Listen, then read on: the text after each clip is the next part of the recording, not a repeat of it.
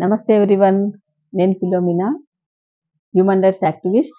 ఈరోజు మనము హక్కులు ఎక్కడ ఉల్లంఘన జరుగుతాయో అక్కడ మనం వాయిస్ రేజ్ చేసి మాట్లాడాలి. అక్కడ మనం న్యాయం కోసము పోరాడాలి అనేటువంటి విషయాన్ని మనం ఎవ్రీ టైం మనం చెప్పుకుంటూ ఉంటాం. అయితే ఈరోజు హక్కు ఉల్లంఘన జరగటము వేరు, మన హక్కును మనమే కోల్పోవటం అనేటువంటిది వేరనమాట. అది ఎలాగా అనంటే, ఒక వ్యక్తి తన యొక్క హక్కును ఎప్పుడు కోల్పోతాడు అంటే, ఈవెన్ అతనికి ఉన్నటువంటి అలవాటు వల్ల, అంటే అతనికి ఉన్నటువంటి హ్యాబిట్ వల్ల కూడా అతను తన హక్కును కోల్పోయేటువంటి ఛాన్స్ ఉందనమాట. అది ఎలాగంటే, ఇప్పుడు మనము సిటీస్‌లలో పెద్ద పెద్ద ఊర్లలో చూస్తూ ఉంటామనమాట.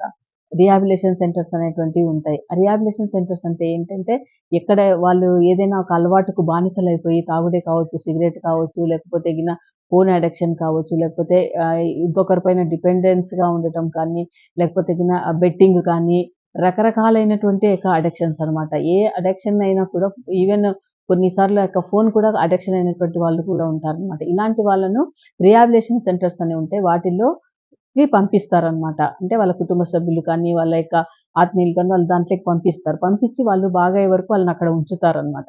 అక్కడ ఉంచి వాళ్ళకొక ట్రీట్మెంట్ ఇప్పిస్తారనమాట.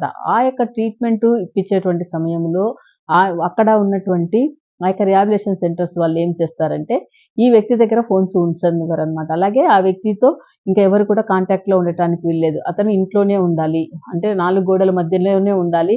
టైమ్ టు టైమ్ ఆహారం ఇస్తారు. తర్వాత వాళ్ళకి మెడిటేషన్ ఉంటుంది. తర్వాత వాళ్ళకు కౌన్సెలింగ్ ఉంటుంది. అలాగే వాళ్ళకు ఆ యొక్క అలవాటు నుంచి వాళ్ళు ఎలాగా బయటికి రావాలి అనేటువంటి విషయం కూడా కౌన్సెలింగ్ అనేటువంటిది ఉంటుంది. కానీ అక్కడ ఏం జరుగుతుందంటే ఆ యొక్క వ్యక్తి తన హక్కును తనే కోల్పోతున్నాడు. అంటే ఒక 4 గోడల మధ్య బంధించడం అంటే ఏంటంటే, స్వేచ్ఛా స్వాతంత్ర హక్కును అతను కోల్పోతున్నాడు. అలాగే వాక్ స్వాతంత్ర హక్కును, అతను ఏం మాట్లాడాలనుకున్నాడో అది మాట్లాడలేడు.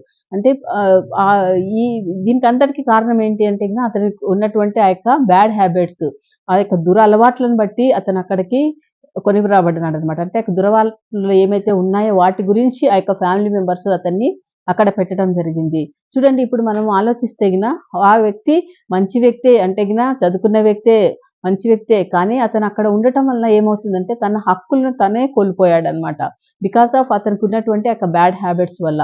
కాబట్టి కొన్నిసార్లు మనము బయట నుంచి ఎక్కడి నుంచో మనకు హక్కు ఉల్లంఘనలు జరుగుతాయి అనని అంటాం. కానీ కొంతమంది వ్యక్తులు, ఇలాంటి వ్యక్తులు, దురలవాట్లకు బానిసలైపోయినటువంటి వ్యక్తులు, వాళ్ళు వాళ్ళ హక్కులను వాళ్ళే కోల్పోయి అలాంటి ప్లేస్‌లలో వాళ్ళు ఉండవలసి వస్తుందనమాట.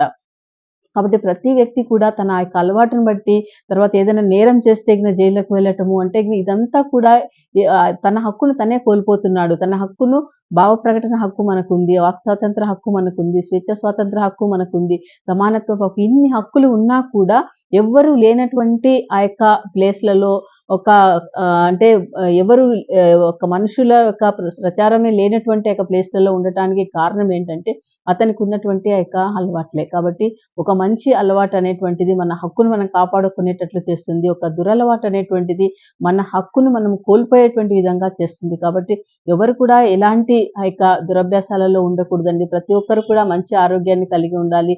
అలాగే సమాజంలో మనం జీవిస్తున్నప్పుడు ఒక మంచి పౌరుడిగా మనము ఈ యొక్క సమాజంలో మనం జీవించాలన్నమాట. ఎందుకంటే ఆ యొక్క బానిసత్వం అనేటువంటిది, అంటే బానిసత్వం అంటే ఒక అలవాటుకు మనము ఎక్కడైతే అడిక్షన్ అయిపోతామో అది ఆ యొక్క బానిసత్వంలోనే ఉంటామన్నమాట. కాబట్టి ఆ బానిసత్వం నుంచి మనము బయటికి రావాలి. మన యొక్క హక్కులను మనం కాపాడుకుంటూ మనం జీవించాలి అంటే ఈ యొక్క ఎలాంటి అలవాట్లు లేకుండా ఒక మంచి జీవితాన్ని మనము జీవించాలి. ఎందుకంటే జీవించటం అనేటువంటిది కూడా ఆర్టికల్ 21 ఏం చెప్తుంది? జీవించటం అనేటువంటిది కూడా మన యొక్క హక్కు అని చెప్తుంది. కాబట్టి మన హక్కును మనం కాపాడుకుందాము.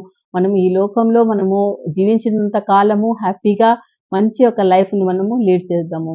Thank you so much watching this video. Bye అండి.